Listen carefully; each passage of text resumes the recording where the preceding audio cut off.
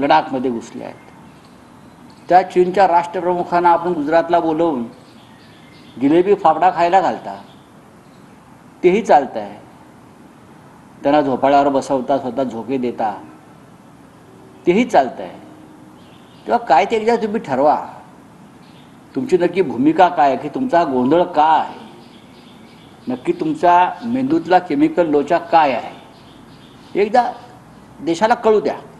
Sir, Malegaon बॉम्बस्फोटच्या संदर्भामध्ये सामनामध्ये एक वृत्त छापलं, त्याच्यामध्ये परमवीर सिंग यांनी आदेश दिले होते मोहन भागवत यांना अटक करून मुंबईला आणण्याची, आणि त्याच्यामध्ये सगळ्यात महत्त्वाचा जो अधिकारी होता मेहबूब मुजावर यांना हे आदेश दिले. त्याच्यानंतर मेहबूब मुजावरला त्रासही झाला, त्यांनी अटक नाही केली. याच्यावरती मी काय मत व्यक्त करू? काय बातमी आली आहे ना, हो, बातमी प्रसिद्ध झाली आहे ना, मग ज्यांची नावं आहेत त्या बातमीत तुम्ही त्यांच्या रिॲक्शन्स किंवा त्यांच्या प्रतिक्रिया घ्यायला पाहिजेत. त्यातले परमवीर सिंग जे आहेत, मुंबईचे माजी पोलीस आयुक्त आहेत. एका प्रकरणात त्यांना भारतीय जनता पक्षानंच वाचवलेलं आहे, महत्त्वाच्या प्रकरणात, हे आपल्याला माहिती आहे. त्याच्यामुळे परमवीर सिंग मुंबईत उपलब्ध असतात, त्यांच्याशी आपण बोललं पाहिजे.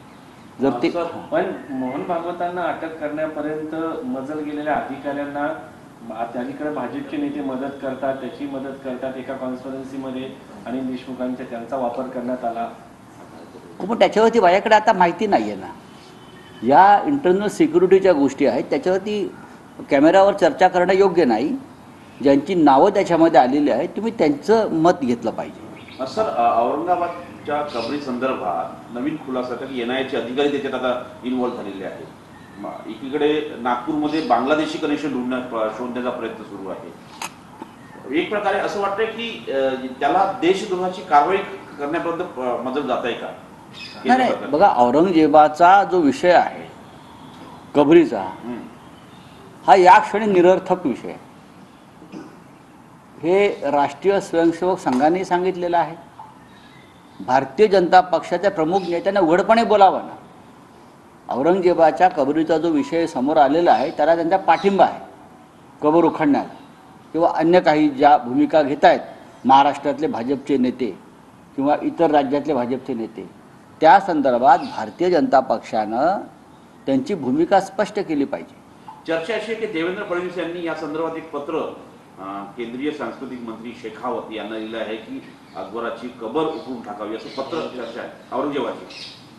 मला असं वाटत नाही. त्यासाठी त्यांना तसं करण्याची गरज नाही आहे देवेंद्र फडणवीस यांना, की महाराष्ट्रात त्यांचं सरकार आहे, पोलीस त्यांचे आहेत, केंद्रामध्येही त्यांचं सरकार आहे, पोलीस त्यांचे आहेत.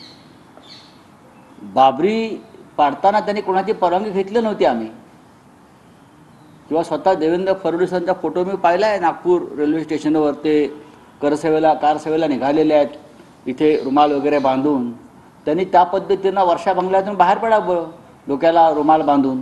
हां, जय श्रीरामाचा किंवा अन्य काय असेल ते, जय भवानी जय शिवाजी, आत्ताच कुदळ फावडं घ्यावं आणि त्यांचे जे 5-6 लोक आहेत वीर, त्यांनाही घ्यावं आणि जावं तिकडे. त्यांना कोण अडवतं आहे? कोण? पत्र कशाला लिहायला पाहिजे? ही पत्रकबाजीची नाटकं बंद केली पाहिजेत. राज्य तुमचं, पोलीस तुमचे, कुदळ फावडी तुमची.